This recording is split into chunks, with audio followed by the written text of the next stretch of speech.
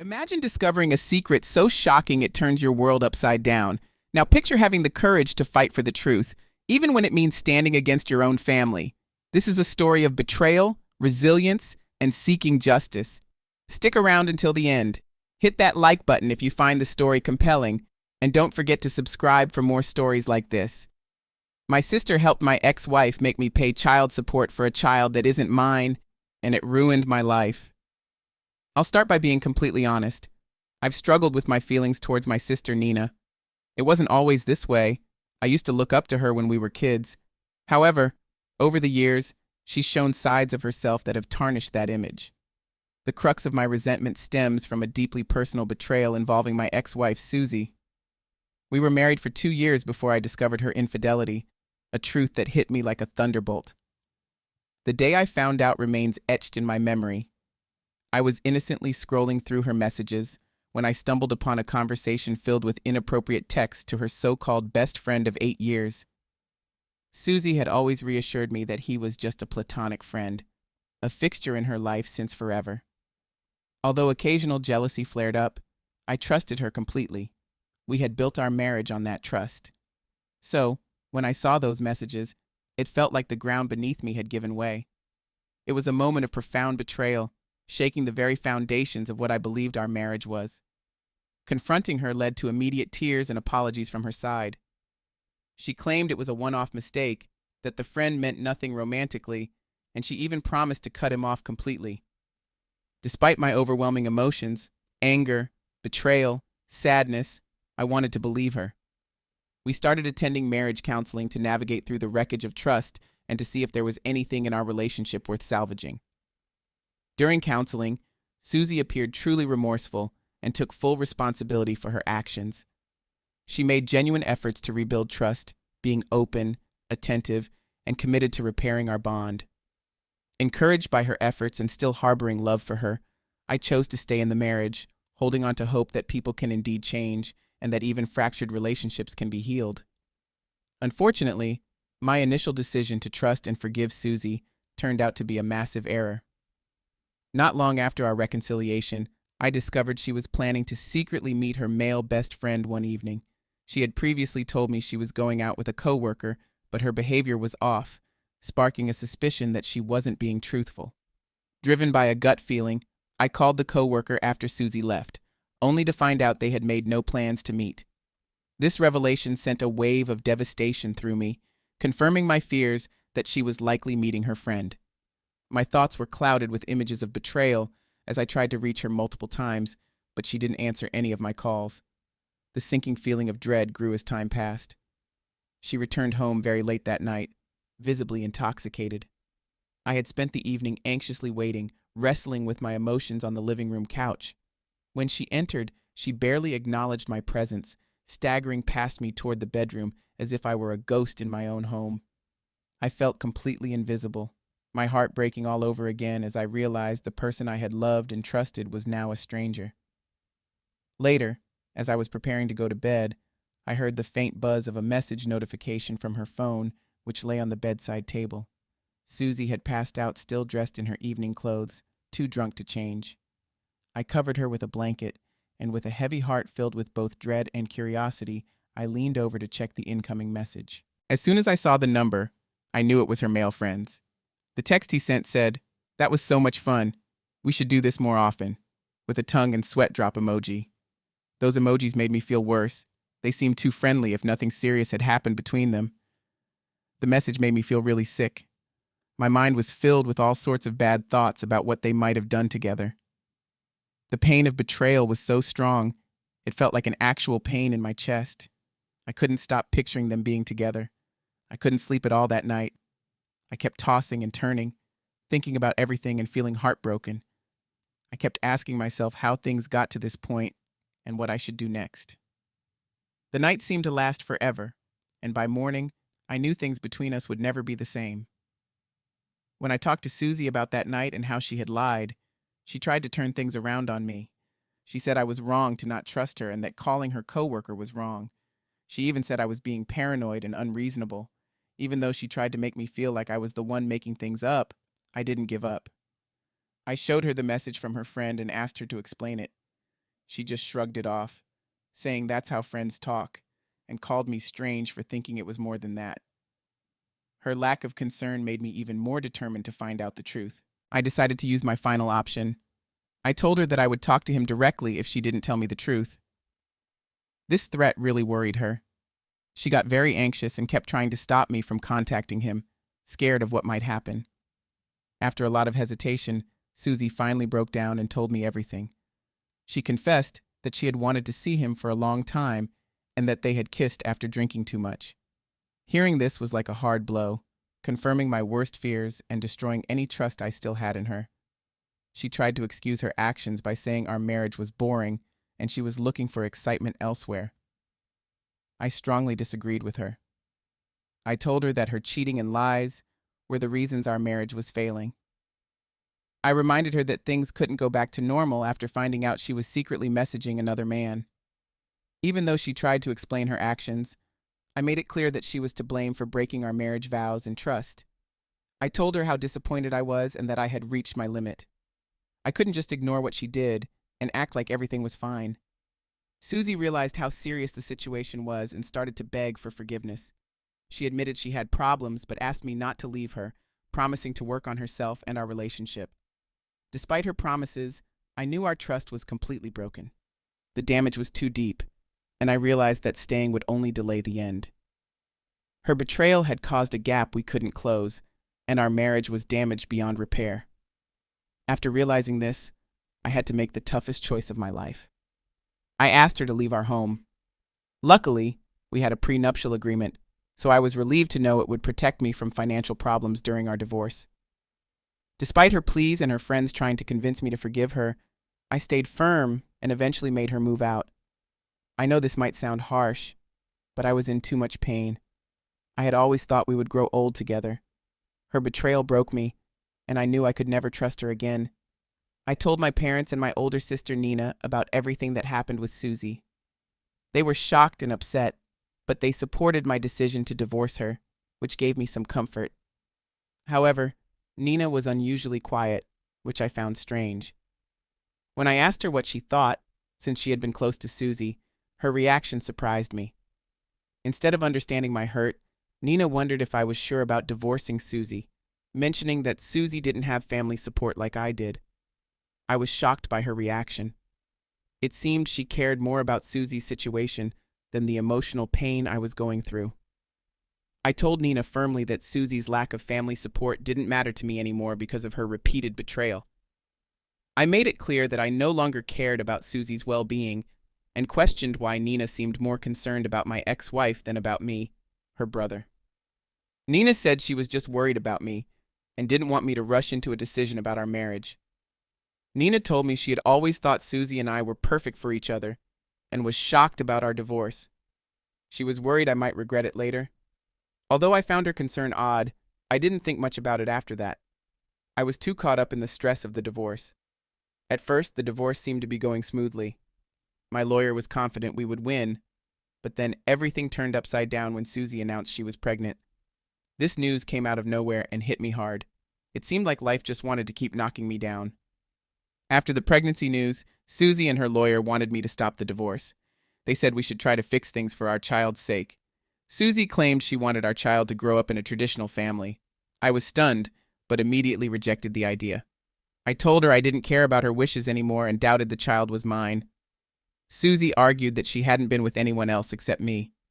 She insisted that just because she kissed her friend that night didn't mean she could get pregnant by him. She kept pushing me to think about what was best for our child and to save our marriage for the baby, but I saw through it. I knew this was just a desperate move to stop the divorce and make me stay with her so she could keep enjoying my money. I stood my ground and refused to be manipulated. It was obvious to me that Susie was just trying to find any way to keep us together, but I was determined to end the marriage. I stood firm, insisting that we would continue with the divorce. I planned to have a paternity test after Susie gave birth to see if the child was really mine. However, Susie's lawyer argued against this, saying that since Susie was still legally my wife and claimed she hadn't been with anyone else, the law would consider me the father. They even threatened to sue me for child support. My lawyer strongly disagreed, explaining that without a paternity test, such claims were unfounded. but we both knew the legal system sometimes fails to protect men in these situations. Soon after, Susie's lawyer did sue me for child support, presenting so-called evidence that Susie hadn't been intimate with anyone else. They tried to paint me as someone trying to avoid responsibility. To my surprise, they called witnesses to support Susie, including my own sister Nina. I was shocked to see her there, and even more so when she testified against me.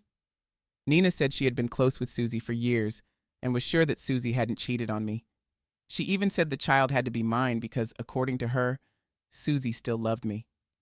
Hearing my sister support my ex-wife over me was devastating. Nina knew how much I had loved Susie and how much her betrayal had hurt me. Yet there she was, backing Susie's lies. After court, I confronted Nina about why she testified against me. I confronted Nina about her testimony, expressing how shocked and betrayed I felt by her actions. Despite this, Nina stood by her decision, believing she was doing the right thing and that I would eventually see the wisdom in her perspective. I couldn't hold back my anger and raised my voice, furious that she might have put me in a position to pay child support for a child whose paternity was still in question. Nina responded by saying that I was being too harsh and that I should consider the financial struggles Susie would face without my support. She claimed I couldn't understand her view because I lacked maternal instincts, which she thought were more pronounced in women. Nina insisted that covering the child's expenses was the least I could do under the circumstances.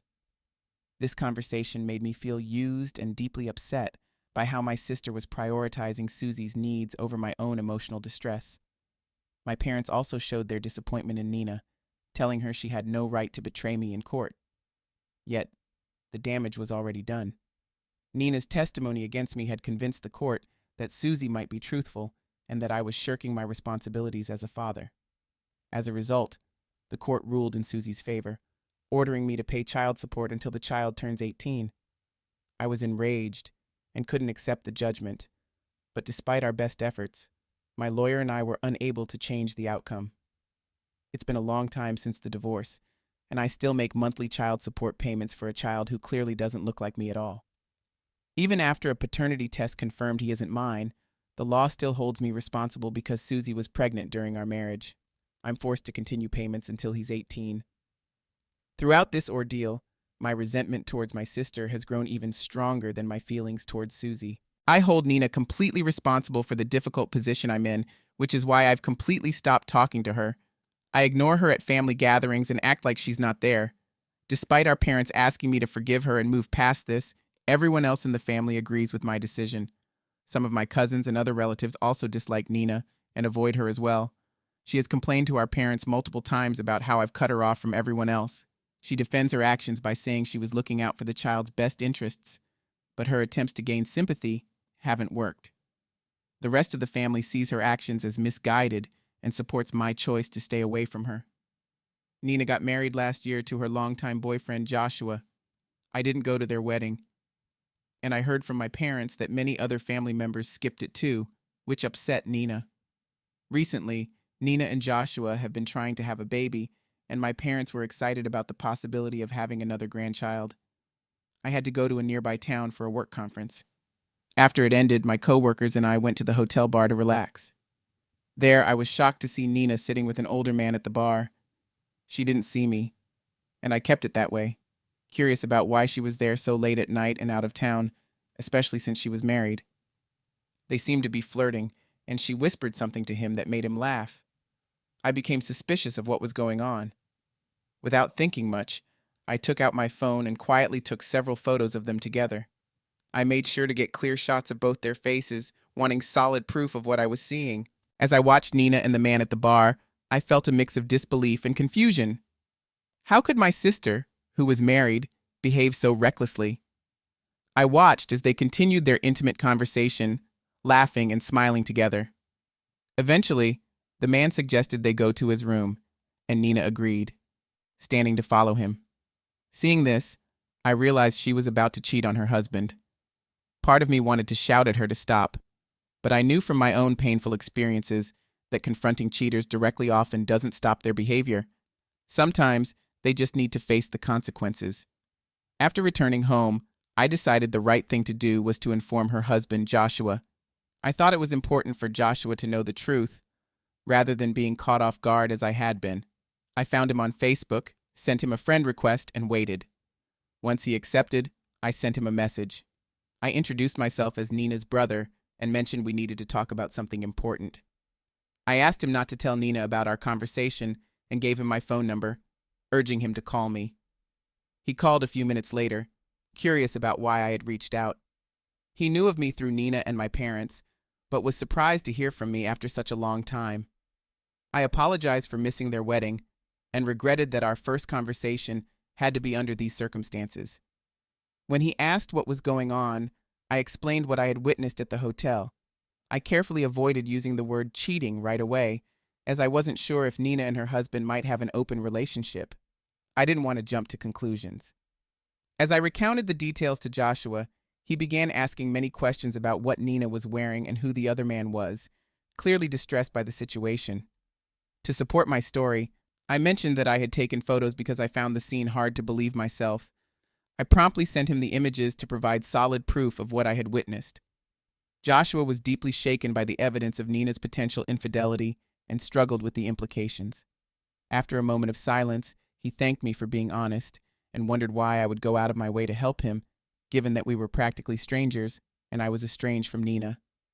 His question made me reflect, and I shared my own painful experience with him, explaining how I had been betrayed by my ex-wife and how Nina had compounded that pain by testifying against me in court. This had led to me unjustly paying child support for a child who wasn't mine. After hearing my story, Joshua fell silent, absorbing the impact. He then shared that Nina had told him a very different story about my past. According to her, my marriage to Susie was already deteriorating, and we had ceased being intimate, which supposedly drove Susie to make a one-time mistake that triggered our divorce. Hearing this false version of events infuriated me. I set the record straight with Joshua, emphasizing that Susie had cheated on me twice, and it wasn't just a one-time error, but a series of betrayals that led to our divorce. Fortunately, Joshua believed me and expressed gratitude for my candidness, acknowledging the true nature of Nina's deceptive behavior. Joshua told me he had no intention of staying with someone who cheated and planned to confront Nina about it.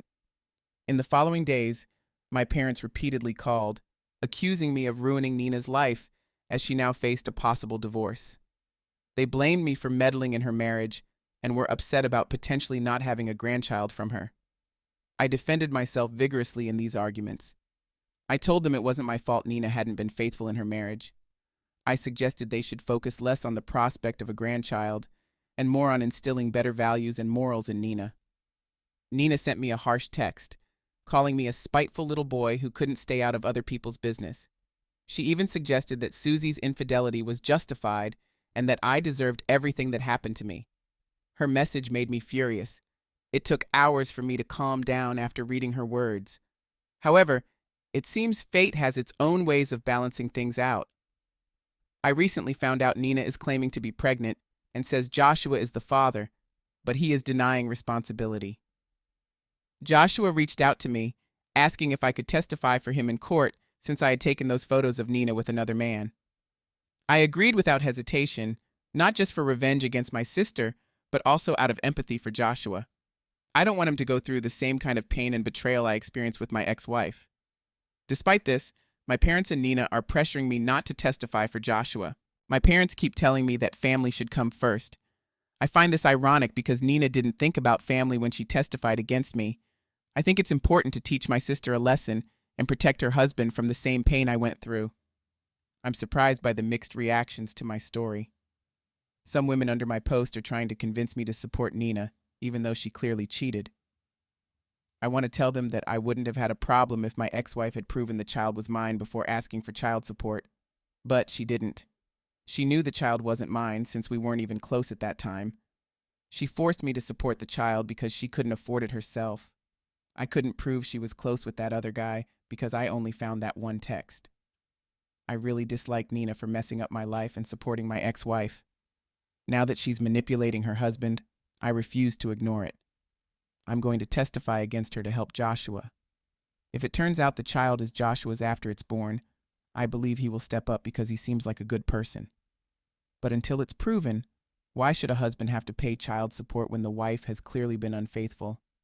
Nina doesn't seem sorry about her affair or for causing her marriage to fail. Unlike my marriage, Joshua and Nina don't have a prenup, which means he might end up having to pay her alimony. So I firmly believe Joshua shouldn't be forced to pay child support for a child that might not be his. I'm confident I'm doing the right thing, and it's reassuring to see that most comments on my post support my decision. Update 2. It's been some time since my last update. Today, I testified against my sister in court. I shared everything I saw her doing with the older man and presented all the evidence and photos. Throughout, I could feel Nina's angry stare, but I stayed determined.